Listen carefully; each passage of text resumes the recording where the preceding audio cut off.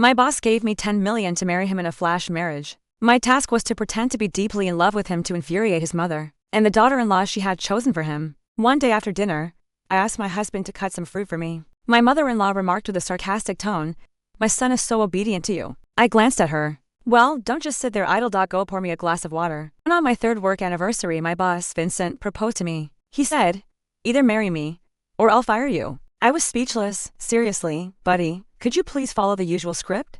He didn't. Seeing that threats didn't work on me, he tried persuasion. 10 million. Hit the snake right on its head, its vital spot. This greedy snake succumbed to the temptation of money. Deal? Vincent, true to his boss status, took time management to the extreme. He had just proposed in the morning, and by the afternoon, he had dragged me to the Civil Affairs Bureau to register our marriage. Filling out forms, taking photos, getting the stamp. It took barely half an hour when we walked out. I was already a married woman. How ridiculously dramatic, I sighed, holding the red marriage certificate. Vincent looked at me, his peach blossom eyes narrowing slightly. He was born handsome. His peach blossom eyes could seem deeply affectionate even when looking at a dog. The slight bags under his eyes added an innocent charm, and the teardrop mole at the corner of his left eye gave him a brooding handsomeness when he wasn't smiling. Truth be told, for someone with an average face like me to land such an exceptional specimen, I'd hit the jackpot. Things are about to get even more dramatic. Go home tonight, pack your things, and move into my place tomorrow. I thought Vincent's flash marriage was to appease his family or hide some deep, dark secret of his, because, from my observations, he seemed to have gynophobia, but no issue with men. Just as my gossipy soul was burning with curiosity, he added, "Forget it. Just bring your brain. I'll get you everything else new." I was speechless. "Well, thank you very much. According to the typical domineering CEO storyline, we should become a respectful, harmonious couple. Eventually, either I fall for him, or he falls for me, and we become inseparable. Like the wind in the sand, drifting to the ends of the earth." Boss Vincent, don't worry, starting tomorrow, if I so much as touch a single hair on your head, may I be reincarnated as a pig in my next life. Starting tomorrow, we need to be the picture of a loving, trusting couple. You must be within 3 steps of me at all times. We spoke in unison. I was speechless. "Why don't you follow the usual script?" "Why?" I asked, my soul questioning. Vincent leaned down, his eyes level with mine. Those eyes were like a starry sea. The corners of his lips lifted slightly. "Did you think earning 10 million would be that easy? Your task, besides putting on a show of affection with me, is to drive away my mother and her chosen daughter-in-law." Instantly, the 10 million felt like a hot potato. Unfortunately, I had already been coaxed into this trap by Vincent, the fox. Trying to escape now was harder than climbing to the sky.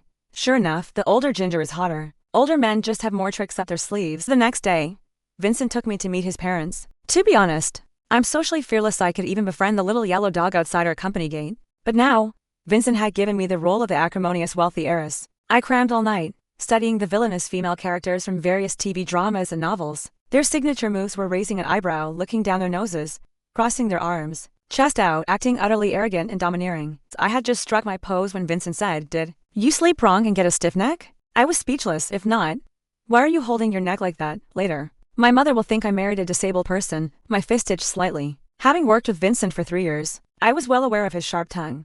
This guy was like a green bamboo viper, spraying venom within 3 steps, and no one caught in the crossfire escaped. "Just making sure my persona as a capricious wealthy heiress stands firm," I replied. Vincent face-palmed. "Stop all this nonsense. Just act normally." "Alrighty." As soon as Vincent and I entered, we saw a dignified lady sitting on the sofa. Vincent greeted her indifferently. "Mom." The lady nodded equally. "INDIFFERENTL." Wide up my eyes darted between them. To be honest, from the moment Vincent asked me to irritate his mother, I felt something was off. What decent son would actively try to anger his own mother? Isn't that just being an unfilial son? Now, seeing this, not only was Vincent's army coat leaking warmth, but his mother's maternal love didn't. Tea seemed too abundant either. Rich families have more drama. It's not something us ordinary folks can deeply gossip about. I just needed to complete the task and make a swift exit. "And this is?" the lady asked, looking at me curiously. Before I could answer, Vincent pulled me over, holding me firmly, as if declaring ownership. "Mom, let me introduce you. This is Cecilia, my wife, your daughter-in-law." After speaking, he looked at me with deep affection. I shuddered. When a domineering CEO acts loving, it really makes one's hair stand on end. "Mom," I pinched my voice, using the high-pitched, childlike tone I'd adopted since childhood. This time, it was Vincent's turn to shudder. The lady was no longer calm. She stood up, walked over to us, and swept a cold glance over me. "Vincent, what kind of joke is this? Where did you pick up this stray cat or dog and bring her home? What about Fiona?" "Fiona? Was that the daughter-in-law his mother had chosen?" "Mom, she's not a stray cat or dog. She's my wife, your daughter-in-law, part of the Liu family. I hope you can get along well in the future. As for Fiona, Vincent suddenly looked towards the staircase. I followed his gaze. At the corner of the curved staircase stood a woman with a gentle, delicate, and pitiable aura. She wore an ankle-length dress, her waterfall-like hair cascading over her shoulders, accentuating her exquisite, heart-wrenchingly beautiful face. Wow, I gasped softly. Was Vincent blind, turning down such a beauty? He's too picky. Upon hearing this, the beauty's face showed 3 parts sorrow, 3 parts unease, and 4 parts anguish like a pie chart. Vincent added, salt to the wound, her injury has healed. She can go home now. I secretly gave Vincent a thumbs up in my heart. Seriously, besides him, no one else could be so heartless and unkind to a beauty. At dinner, as a dedicated food lover, seeing a table full of delicacies I couldn't eat was more painful than being subjected to 1,000 cuts. The atmosphere at the table was gloomier than Ghost Festival. The head of the family, Father Lou, looked sternly at Vincent and me. Such a big matter like marriage and you just decide on your own. Do you still have your father and me in your eyes? Vincent curled his lips slightly and glanced at my mother-in-law. Naturally. We keep you in our hearts. Mother-in-law sneered. If you really had us in your eyes, you wouldn't have picked out this specimen. This specimen, me. What's wrong with me? I know the 8 honors and 8 shames by heart. Was a model student throughout my school years, and my teachers praised me as a maiden fair from heaven rare, seldom seen on earth between. Mom, Vincent's eyes narrowed slightly. Let me say it again. She's your daughter-in-law. Mother-in-law was about to flip the table. I don't acknowledge her. The law does, Vincent said, hitting where it hurt. Just as it seemed a fight was about to break out, with everyone potentially throwing expensive abalone at each other, the seemingly inconspicuous white moonlight, Fiona, finally spoke. Uncle Lou, Auntie Lou, please don't harm the family harmony because of me. She looked on the verge of tears. Mother-in-law immediately looked at her with pity. Vincent interjected, this is our family matter. What does it have to do with you? Why are you adding drama? I was speechless. Everyone else, suddenly. I felt psychologically balanced. It seemed Vincent launched verbal attacks indiscriminately at everyone. It wasn't a special honor reserved just for me. Vincent, do you still see me as your father? Father Lou slammed the table, causing the lobster on it to tremble. Ouch, ouch, ouch. I felt so sorry for the lobster. Vincent snorted coldly, pulled me up and headed upstairs. Wife, we don't need to eat this meal. Dragged along by him, I looked back every few steps, tears streaming down my face. You might be tired of these delicacies, but I'm not. Back in the room, I was in low spirits. Vincent, however, shed his earlier aggressive demeanor and asked me gently, were you scared? I looked up, eyes red. Wah, my lobster, my abalone, my premium Wagyu beef. Vincent looked like he wanted to kill me. We sat side by side on the sofa, discussing how to proceed with our act. But before acting, I needed to understand what was really going on in his family. From what I'd seen, I had a preliminary understanding of their family dynamics. Roughly, father likes mother, mother likes Fiona, Fiona likes Vincent, Vincent likes me acting. And I was the one who elevated the theme, the center stage of this drama. Thinking this, my back instantly straightened. What do you want me to do? I asked him. Just do as I do when dealing with them. No need for too much technique. Vincent simplified it. I was speechless. I understood. Often, the highest quality ingredients require the simplest cooking methods. Vincent's move was brilliant, truly brilliant. Why bother with all those complicated harem intrigue tactics? We're all civilized people. Since I can't out-civilize them, I'll take the opposite approach, leaving them defenseless. I'm no good at pretentiousness, but you're no good at arguing. That evening, Vincent and I shared a room, but there was no way we were sharing a bed. Vincent said, I'm particular about beds. I said, I have a herniated disc. Vincent gave me a thumbs up. You in? Watching him set up a bed on the floor, I decided to stir the pot.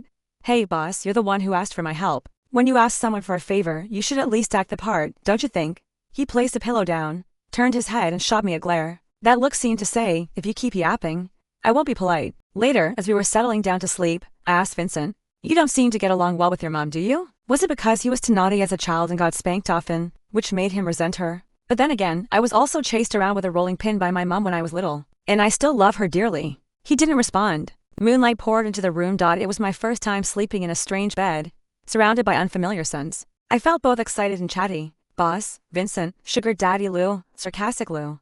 Noisy. I can't sleep. Keep me company. Vincent still ignored me. Puzzled, I turned my head and suddenly a dark shadow loomed over me. Vincent pinned me down, gripping my wrist with one hand, looking down at me from above. Cecilia, if you say one more word, I'll make this fake relationship real. You beast. I nodded frantically, muffling my protests. By the moonlight, I studied his handsome profile. His nose was so straight I imagined sliding down it like a slide, and his open color, I swallowed hard. Appreciating beauty is human nature. If he didn't let me go soon, I wasn't sure I could control myself.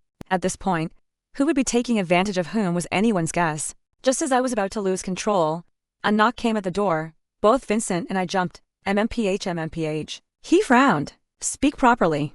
Who is it so late? He turned on the bedside lamp and shot me an annoyed look. At Ghost, I was speechless. The knocking stopped, followed by Fiona's voice. Vincent, are you asleep?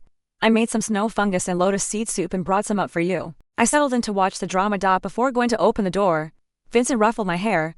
I grimaced. What are you doing? He gave me a meaningful look. I may not have eaten pork, but I've seen pigs run. Nodded to show I understood. Then pulled my collar down a little and put on a shy, flustered expression. Will this do? Vincent cleared his throat lightly, his ears turning bright red. He averted his gaze and went to open the door. Fiona stood at the doorway, looking tenderly at Vincent.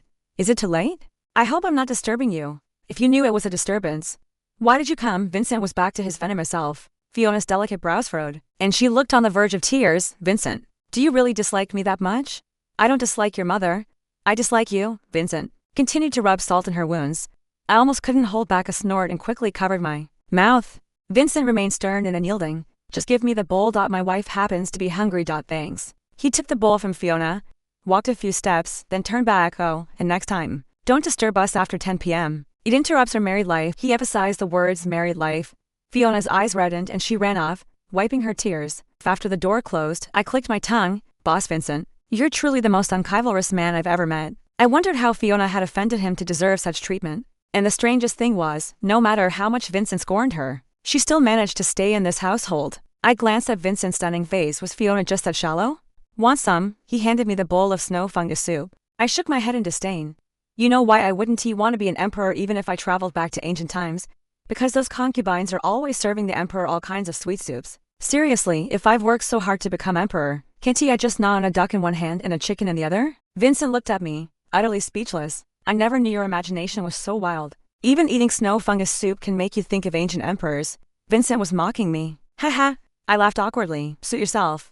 He set the soup aside. Clutching my empty stomach, I reluctantly crawled over. Well, she went through the trouble of making it. It'd be a waste not to eat it and appreciate her effort. Vincent, his expression seemed to say, I'll just quietly watch you perform. In the early hours of the morning, my stomach started hurting. I was drenched in cold sweat, gasping weakly. Vincent, oh great Lou, help me, I'm dying. Vincent was awakened by my pathetic whimpers. He turned on the light, saw my pale face, and his expression turned grave. What's wrong? Stomachache. How did you get a stomachache? It couldn't be that soup. Without another word, he picked me up and called for an ambulance. Tears streamed down my face as I curled up in his arms. Why didn't you warn me your family was so terrifying? If I'd known, I'd never have come. They even resort to poisoning if I die. I'm hunting Fiona. Vincent wiped my sweat away and said sternly, save your energy, don't talk. The ambulance arrived and Vincent carried me downstairs. The commotion woke everyone up. My mother-in-law was surprised to see Vincent carrying me. What's going on? When I woke up, I found Vincent sitting by the hospital bed, staring coldly at his phone. If it weren't for the game sounds coming from his phone, I'd have thought he was handling business deals worth billions. His wife, even if only in name, nearly died, and he had the mood to play games? How inhuman. He seemed to sense my resentful gaze and suddenly looked up at me, seeing I was awake. He sighed in relief. You're finally awake, I snorted. What, did you want me to sleep forever? The corners of his lips quirked up, and he pinched my cheek. If you can still bicker with me, it means you're recovering well. Feeling better? I grew energetic.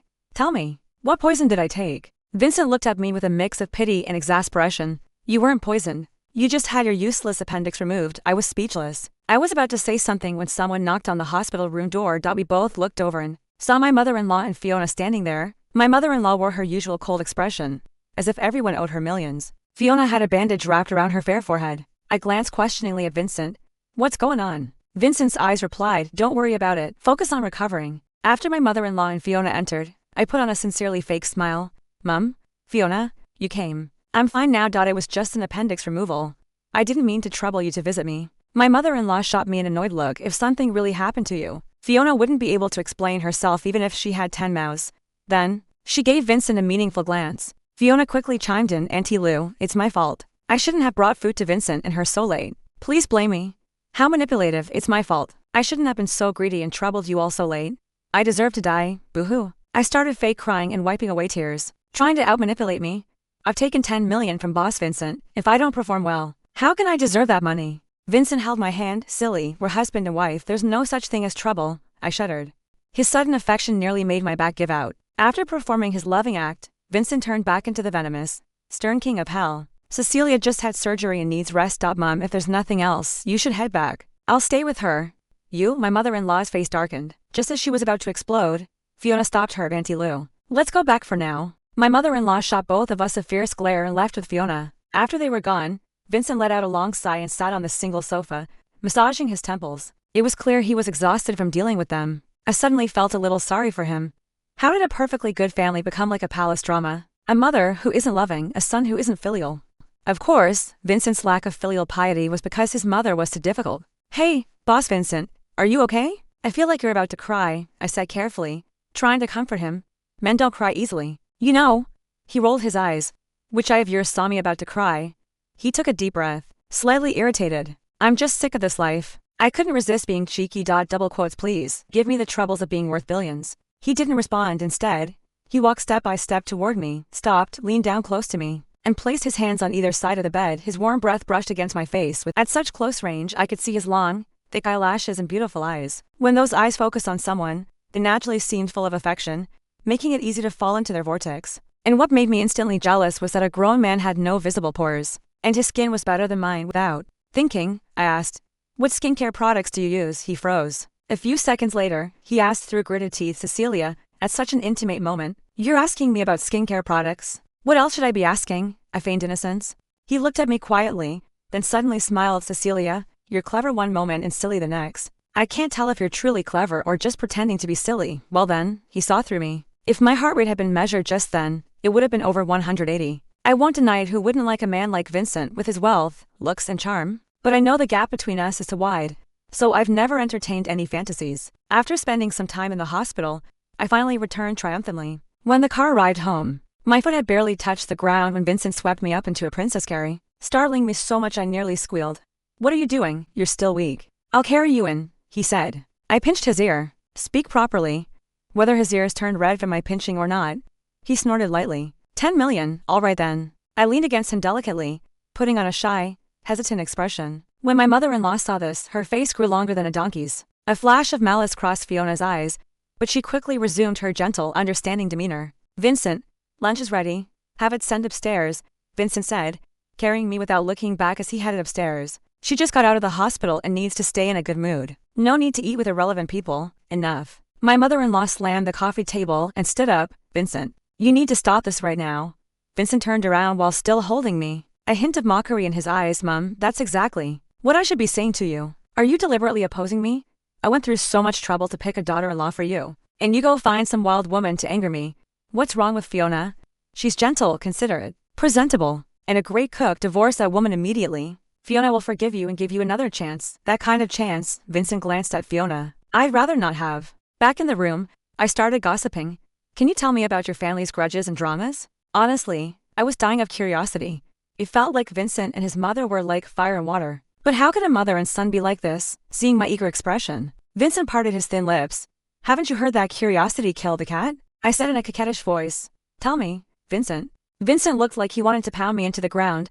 I wasn't raised by my mother. Unable to withstand my pestering, Vincent finally told me. Others tell stories with dramatic flair, but his narration was like a legal report, terrifying in its own way. Vincent's biological mother is indeed his biological mother, but he was raised by his aunt. Here's what happened roughly. Back then, his mother and father had a brief romance. Later, when his mother found out she was pregnant, for some reason, she decided to keep the child. After giving birth to Vincent, she handed him over to her younger sister to raise and disappeared. Later, Vincent's father found his mother and, upon learning she had a child, wanted to take responsibility. Seeing that Vincent's father was now wealthy and powerful, his mother agreed. Vincent had been raised by his aunt, but was suddenly taken back by his biological mother. To make matters worse, his mother gave his aunt some money and demanded she leave the country to avoid future complications. Heartbroken, his aunt left, but the plane she was on crashed. All Vincent had left was a photo album his aunt left behind. If it weren't for her, my aunt wouldn't have died. Vincent's voice was cold, but there were tears in his eyes. "That's why I hate her." I opened my mouth, not knowing what to say. In the end, I could only comfort him by patting his shoulder. Every family has its own difficult story. The following week, there was a grand auction banquet and Vincent received an invitation. But apart from Vincent, the other two recommended Fiona accompany him. "Me? Excuse me. A.M. the first, the legitimate wife, dead?" Fiona put on her manipulative act. "Uncle Lou. Auntie Lou, this isn't appropriate. Cecilia should go since she's Vincent's wife." My mother-in-law snorted. "So what if she's his wife? She's still not presentable. I'm a top graduate from a prestigious university. How am I not presentable?" Fiona added fuel to the fire. "Although I graduated from Harvard, Cecilia is also quite good." "Auntie Lou, don't say that about Cecilia. She'll be upset." I realized that since coming to the Liu family, I've been rolling my eyes more often. If this continues, I'll develop cataracts. Just as she said this, Vincent walked in. Vincent, you're back. She fluttered over to him like a butterfly. I had to give Fiona credit. She was a role model for perseverance. The more setbacks she faced, the more determined she became. Vincent ignored her as if she were air, sidestepped her, and walked over to me. He leaned down and kissed my forehead. Me, bro. A little warning next time. After kissing me, he affectionately booped my nose. Did you miss your husband today? I felt like I didn't need the 10 million to buy a mansion anymore. I could dig one out of the ground with my embarrassment right now. But the show must go on. I said in a coquettish voice. Oh, honey, not in front of others. It's so embarrassing. Oh my god, earning these 10 million is costing me all my dignity and then some. My mother-in-law was so angry she stormed off but turned back halfway. Our Liu family has a reputation. You must take Fiona to the banquet next week. I won't let her disgrace the Liu family name. Back in the room, I was trembling. Vincent dropped the loving husband act and frowned at me. Did you touch a live wire? One kept trembling. No, after acting with you just now, I've got goosebumps all over. I need a moment to calm down. He didn't say anything but stepped closer to me. What are you doing? As he backed me onto the bed. I had nowhere to retreat. I raised my hands to block his chest, but he grabbed my hands and pressed them against his heart. His handsome face was inches from mine. A grown man with long, thick eyelashes, lips red without lipstick, and a nose so straight I could slide down it. It's just annoyingly exactly my type. Ah. I sighed inwardly. If only this weren't an act. Cecilia, you need to get used to it. Get used to what? I blinked, my throat a little dry. He didn't answer, but his gaze fell on my lips. I quickly covered my mouth. Bro, have mercy. This is my first kiss. Hearing first kiss, Vincent's eyes flickered with amusement. He loosened his tie, a smirk tugging at his lips. Oh. What, is it embarrassing to be 25? Never been in a relationship, and still have your first kiss? No, it's not. I kept muttering. Fiona is so persistent with you. I actually admire her. If I'd had her determination in university, I would have caught my crush long ago. As soon as I finished, Vincent's face grew as long as a donkey's. You had a crush in university? Unaware that I was treading on dangerous ground, I eagerly shared my unrequited love story. I chattered on and on, but he remained silent. Hey, did you have a crush on anyone in university? I was burning with curiosity. I wondered how someone as cold and sarcastic as Vincent would be acted when he had a crush. None of your business, he said, rolling his eyes. I scoffed. With your temper, no matter how good-looking you are, any girl would be put off. Fiona is just an exception. 10 million, okay, boss, I'll shut up. You shine like the morning sun. Glitter like the stars. Anyone would fall for you. Flattery delivered on time. Money transferred on schedule. After my shower that night, Vincent didn't set up his bed on the floor. I'm sleeping on the bed tonight, he said casually. Why? The corners of his lips curled into a mischievous smile. This is my room and my bed. Why should I sleep on the floor? After saying that, he sprawled out on the other side of the bed. He had just showered and the faint scent of lemon on him was driving me wild. Seeing me standing there stiff as a board, he laughed. What, afraid I'll do something to you? I glanced at his well-built figure under his pajamas and swallowed. No, I'm afraid I'll force myself on you. That night, I tossed and turned, unable to sleep, with a handsome man beside me. If I could sleep peacefully, it'd mean my heart was as still as water. I might as well become a monk. On my 56th turn, an arm reached over and wrapped around my waist, holding me in place. I froze like a fish on a cutting board. What are you doing? Don't move. His warm breath brushed against my face. If you keep moving, I can't guarantee what I'll do. I gritted my teeth. Beast. He chuckled softly, patted my hand and said, it's late. Go to sleep. Me? Why won't you actually be a beast? I glared at him resentfully, silently cursing in my heart. You're worse than a beast. As the saying goes, when a green TCH is plotting something, she'll be unusually quiet. The whole day, Fiona and my mother-in-law had been exceptionally quiet. So quiet that it gave me the creeps. I was afraid they were planning some underhanded move against me. Just as I was hesitating whether to tell Vincent, Fiona came to find me. Cecilia, I'd like to talk to you. Sure.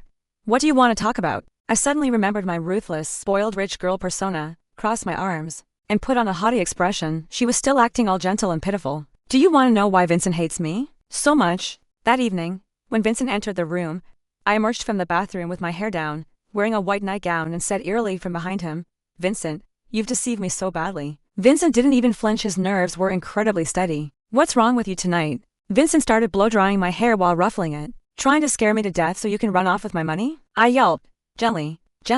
Don't torment my already scarce hair. Once my hair was dry, I was back to being a beauty. Vincent stared straight at me. He didn't speak until I was starting to feel uneasy, then cleared his throat. What's going on?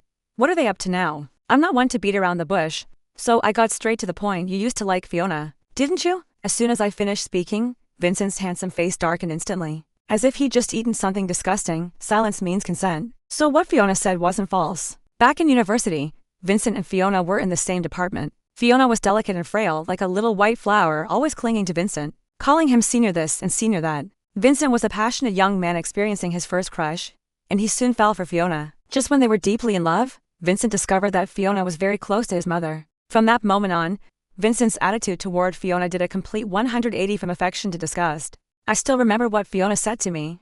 The more he acts like he hates me, the more it shows he still cares deep down. Cecilia, you can't force your way into our world. She was wrong. I never even had the right to try. I'm just a paid actress here to do a job. But as the act went on, I ended up losing myself in it. I fell in love with Vincent. Vincent, even though I'm always bickering with you, today I am sincerely advising you. Don't let the issues between you and your mother ruin a potential relationship. You and Fiona clearly have feelings for each other. There's no need to make it a life or death struggle. What's the point? Thinking about it almost made me cry. All the affection Vincent and I showed each other these past days must have looked ridiculous in Fiona's eyes. I was just a tool. Yet I played my part with such relish. Vincent, let's get a divorce, I said. I probably can't accompany you to the banquet next week. He reached out and grabbed my hand, sounding urgent. Cecilia. I avoided his hand, tears glistening in my eyes. Vincent, please. Let me keep at least a little dignity, okay? Don't shatter it completely. How could I face anyone after this? Within a month, I'd rushed into marriage and now a divorce. The upside, I got 10 million. The downside, I traded my first love for it. When my best friend saw the balance in my bank account, her eyes widened like copper bells. If you ever get another opportunity like this, you have to call me. I shot her a weak glare. Don't take on jobs like this lightly. Look at me, heartbroken, physically drained, and now a divorcee. My friend's eyes sparkled with gossip. Wow, did you two, you know? I shook my head. No, we didn't. Thinking about it made me even more resentful. I should have at least slept with him once. I would have made it worth it. What a miscalculation. I wondered if, after all my drama, Vincent realized that even though he seemed to despise Fiona on the surface, he still loved her deep down. I became the whetstone for their relationship. The next day, I came back after drowning my sorrows and saw a large mushroom squatting at my doorstep. I kicked it. The mushroom grunted and stood up. Cecilia, what's wrong with you? Smelling the alcohol on me. He frowned. You've been drinking. I swore directly. None of your damn business. Then, my stomach churned. I bent over and started vomiting rainbows.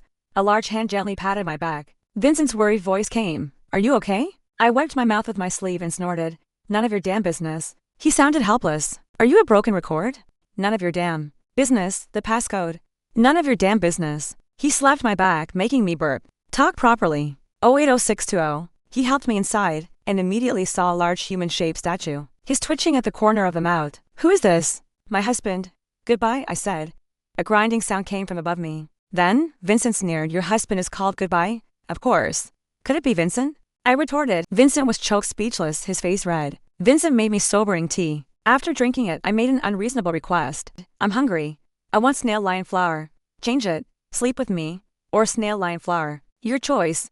He looked at me fixedly, his eyes gradually deepening. He suddenly smiled. Pressed me down onto the sofa, his eyes full of amusement. Cecilia, so you've been craving my body all along? With alcohol clouding my brain, I pulled him down. You got it. This lady is craving your body. The next morning, I woke up wishing I could jump off the building. Vincent, however, leaned against a pillow contentedly, looking satisfied. Cecilia, you slept with me. You have to take responsibility. Dude, what kind of ancient domineering CEO dialogue is this? Don't twist things around. Who slept with whom? I'm the one at a disadvantage, okay? Oh, really? He tugged down his collar. I wonder which stray cat did this last night. I buried my head and pretended to be dead. After a few minutes of silence, we spoke in unison. Vincent, are you a sugar cane man? Let's get remarried. He frowned.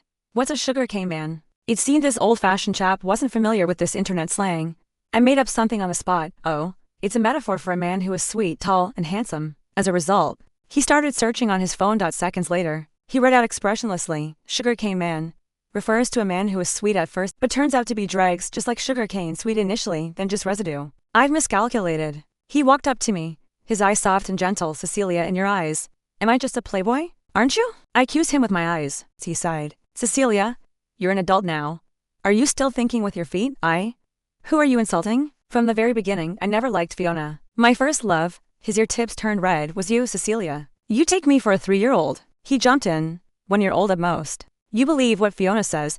So why don't you believe what I say? Don't you understand the difference between closeness and distance? Vincent rattled off at me a few words from someone else and you retreat. If this were ancient times, you'd be a traitor. Since when did he pick up Northeastern dialect? For a moment, I didn't know which point to focus on first. That he never liked Fiona at all. Or that his first love was me, you. After stammering you for a while, I finally managed to blurt out under his expectant gaze. Old man, you caught on quite late. Honestly, I almost got dragged into another round of his antics. Vincent said through gritted teeth, Cecilia, if your mouth keeps running without a gate, I'll make you understand that old men aren't just late bloomers. I ended up going back with Vincent again, because his reasons left me unable to refute. 1. The act isn't over yet. Wouldn't your conscience hurt after taking 10 million? 2. Could you bear to leave me living a life of extreme hardship in that house? When an old man like him plays a pity card, a fine young woman like me simply can't resist. When Fiona and my mother-in-law saw me return defeated, their faces were like stones in a cesspit, smelly and hard. Fiona finally couldn't hold back, saying in a delicate voice, Vincent,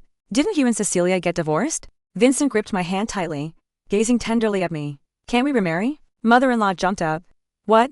You've remarried, Vincent? Are you treating marriage like a child's game? Exactly. Not only does he treat marriage like a game, he treats the Civil Affairs Bureau like his own home. Divorcing one moment, remarrying the next. If the staff hadn't found him handsome, they'd have kicked him out long ago. Vincent's smile didn't reach his eyes. Still better than you forcing someone I dislike right next to me. The someone disliked immediately started weeping like a rain-drenched pear flower. Vincent, don't you have any feelings for me left? Back then, we liked you? Vincent mimicked my speech. Give me a break. In this life, I detest one type of person most. Those who pretend to be innocent little white flowers. Fiona, don't you think you resemble a certain elder quite a bit? Fiona, mother-in-law.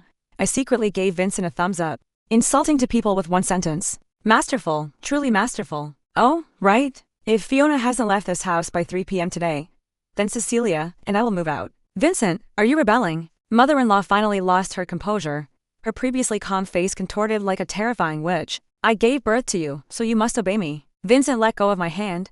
I instinctively grabbed his, afraid he might say something in the heat of the moment. You gave birth but didn't raise me.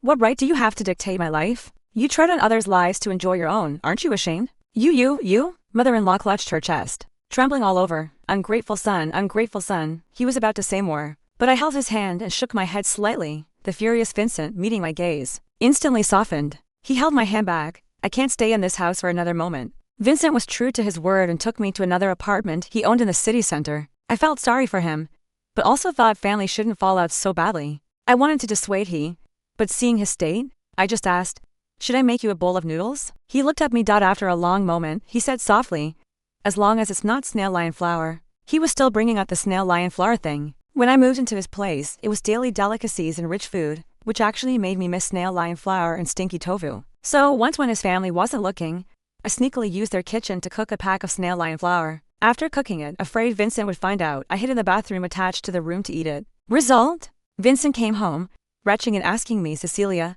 are you sneakily eating shit in the toilet? I made him tomato and egg noodles. As he ate, he muttered, I used to love the tomato and egg noodles my aunt made for me. She knew I liked runny eggs, and always fried them perfectly. I'm not good with words, really not great at comforting people. So I patted his shoulder.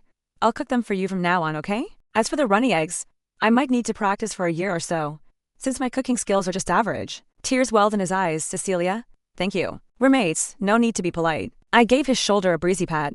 He raised an eyebrow, threateningly humming, HMM. I shrunk my neck, silently flicking non-existent dust off his shoulder, and quickly corrected myself. We're husband and wife, no need to be polite. Only then did he look satisfied and continue eating his noodles. There's a saying, even a vicious tiger doesn't eat its own cubs. But this saying doesn't hold water in the Liu family. The day after Vincent moved out, his father convened a board meeting citing reasons like professional incompetence and fired him. The president of a company, instantly reduced to a jobless vagrant and a pauper. Clutching my 10 million, I felt quite excited. Can I sponsorship him now? Imagine me lifting his chin, giving a wicked smile. Come on, Vincent, give me a smile. Honk honk honk. I was wondering when we started keeping geese at home. Turns out it was you laughing. I quickly reined in my laughter, pretending to be sad. Vincent, don't worry, even if you're now a penniless pauper, I'll stand by you, through thick and thin. He raised an eyebrow. How am I a pauper? I poked his chest. You got kicked out of the company, your shares were taken back. He patted my head. Cecilia, you've been by my side for years. How come you only gained weight, not brains? Was I just dissed again? He glanced sideways at me. You think I wouldn't have a bold hole? Leave myself a way out? A few days later, mother-in-law came to see me. She got straight to the point. I'll give you 10 million. Leave Vincent, seeing me unmoved. She turned up the pressure. Cecilia, if you truly love him, you should think about his future. He's nothing without the Liu family. I almost laughed. Not everyone who gives birth deserves to be a parent. I looked up, meeting her gaze directly. What did you say, mother-in-law? I respect you as an elder, so I don't want to say anything too unpleasant, but search your conscience. Are you truly blameless towards Vincent? You gave birth to him but didn't want him. It was his. And who raised him? When they were depending on each other for survival, you suddenly appeared, tore them apart for your own wealth and status, even caused them to be separated by life and death. Mother-in-law, tell me, are these the actions of a decent human being? She remained defiant. Even if I didn't raise him, I never shortchanged him.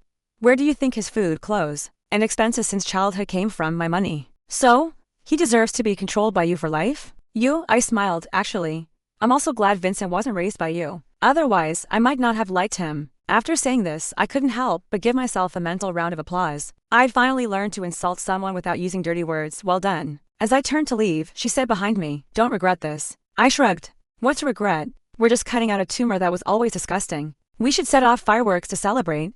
After the new company was registered, Vincent started hiring staff. I thought that as a founding employee, Vincent would at least make me a director, or at the very least, a department manager. But he wanted me to be his assistant, his personal assistant at that.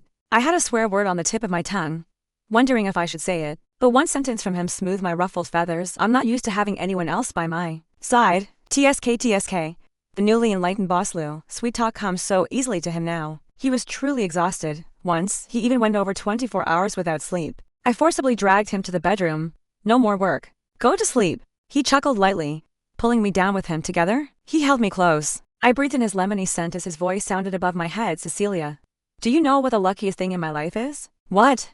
I asked softly. He answered hoarsely, that in my life full of scars, I met you. You made me understand that life isn't just resentment and pain, but also hope and joy. I looked at him. Why the sudden sentimentality? Sleep. He turned away awkwardly. I covered my mouth, suppressing a laugh. He fell asleep quickly. I tucked him in, watching his gentle, clever sleeping face, and gently patted his back. Vincent, from now on, you have me. You don't need to be afraid. And on the day of the company's opening, we specifically invited mother-in-law and the others. Can't be helped, we're a petty, vindictive couple. We had to annoy them. Never expected Fiona to show up. She still looked pitiful, as if the whole world had wronged her. When she saw Vincent, her eyes welled up, on the verge of tears. She began. Vincent cut her off. Today is a happy day for Cecilia S. and my new company opening.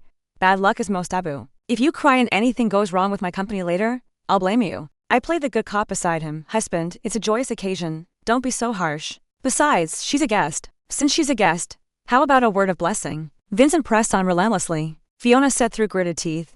Then I wish your company prosperity. Vincent smiled. Actually, I wouldn't mind a few more wishes. Like wishing Cecilia and me a child soon, and a lifetime of love together. Fiona couldn't take it anymore. She turned and left. I applauded Vincent loudly. If this were ancient times, you'd be a master at palace intrigue. Wait a minute, if Vincent could handle Fiona so easily alone, why did he need me to act alongside him? Could it be he had his eye on me all along? TSK. You dark horse, you hit it well. Mother-in-law hadn't expected Vincent to survive such a dire situation and emerge stronger. She looked furious but unable to vent it. I asked Vincent to attend to the other important guests while I dealt with her. Mom, are you here today to bless Vincent? I greeted her with a smile. Mother-in-law sneered. Just a small company. How long do you think you can last? Is this a natural mother? Mothers usually cherish their children, wish them well. But she consistently treated Vincent as her tool. She wanted to control him. Unfortunately for her, she won't get her wish. My smile unwavering. I watched Vincent's busy figure. No matter how long our company lasts, whether we succeed or fail, become wealthy or remain poor, I will never leave him. Before she left, I said to her, Mom, from start to finish, you never understood what love is. Father-in-law's love is numb and unfeeling. He'd abandon his own son for the woman he loves. Fiona's love is naive and arrogant, clinging to things that were never hers. And mother-in-law, she has no heart. After that day, father-in-law, mother-in-law, and Fiona stopped harassing us. After the company was settled, Vincent suggested, let's go on our honeymoon. I glanced sideways at him. We haven't even had the wedding yet. How can we skip straight to the honeymoon? He gave a wicked smile, because I've heard that honeymoon babies are the smartest. This wolf had lured me step by step into his den, and I was willingness for it. I pinched his cheek. Tell me honestly, why did you want me to act with you? Vincent said seriously. Wife, I do know if you've heard these sayings. The waterfront pavilion gets the moonlight first. The rabbit prefers the grass near its burrow. Feigned feelings can turn real. I pulled his cheek. Don't beat around the bush. Back in university, what was really going on between you and Fiona? Vincent sighed. You're still hung up on that? Even mentioning it gives me goosebumps. My gossip soul was burning. Tell me, quickly. After hearing Vincent's account, I was speechless. I patted his shoulder sympathetically. Bro, you suffered. Back in university, Vincent didn't even know Fiona. Later, he accidentally discovered that Fiona knew his mother. After that, Fiona started actively pursuing him. He never liked girls of her type and rejected her outright, but she became more persistent, embarking on a series of pursuits. Well, the road to pursuing one's husband is my term. I don't know if you've seen It Started with a Kiss. Anyone who has seen it knows how persistent Yuan Blind Date was in chasing Zhang Jishu. But that was sincerity for sincerity. Fiona's act was self-directed and self-starring, taking the spirit of green tea to the extreme. Vincent was completely oblivious, focused solely on his studies. Yet the whole school thought he and Fiona were mutually in love but unwilling to admit it. The entire campus was cheering for the CP. Vincent looked utterly defeated. Honestly, if I didn't know Yao and my aunt's character, I think women are terrifying. I stifled my laugh, comforting him sympathetically. How about this, Vincent, next life? Don't be so attract the attention of the elegant young idlers. He pinched my cheek. It's fine, as long as I manage to attract you in this lifetime.